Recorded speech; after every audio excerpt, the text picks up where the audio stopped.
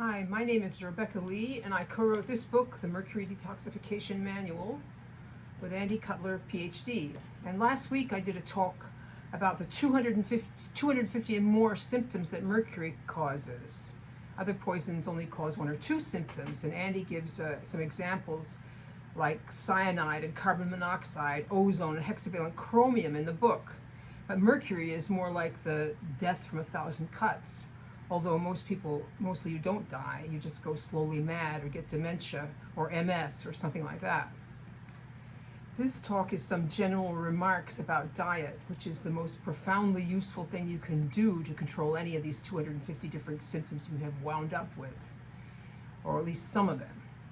In the far, far distant past, when we communicated from abroad with aerograms and there were no cell phones or internet, I was living in Tangiers, Morocco. At that time, the macrobiotic diet with its Japanese guru George Oshawa was all the rage.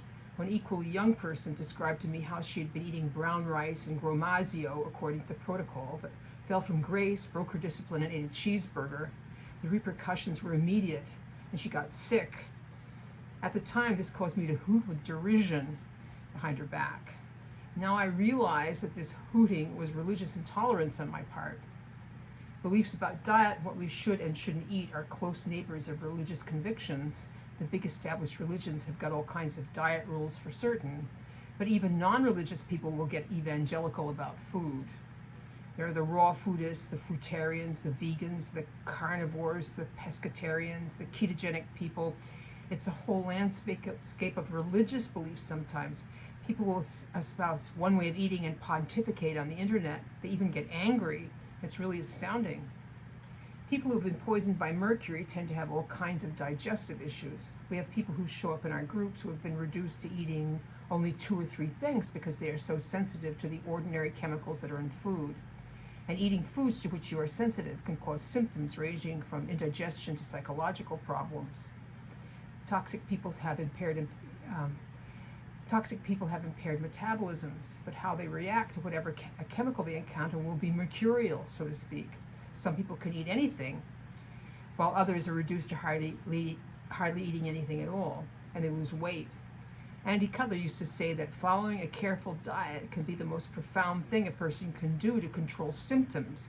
What that diet will be is highly dependent on the individual. We say in the detox manual, don't assume because a totally raw vegan diet resolved all kinds of issues for you that it is going to be the right thing for your equally toxic neighbor. They may need to eat steaks and bacon to feel good. So don't let yourself fall prey to the food evangelists. You'll have to find out what works for you, and following a strict diet may be too hard for you to undertake, so do what you have to do. There's no immoral imperative, as Andy would say. Following a particular diet is strictly to control symptoms.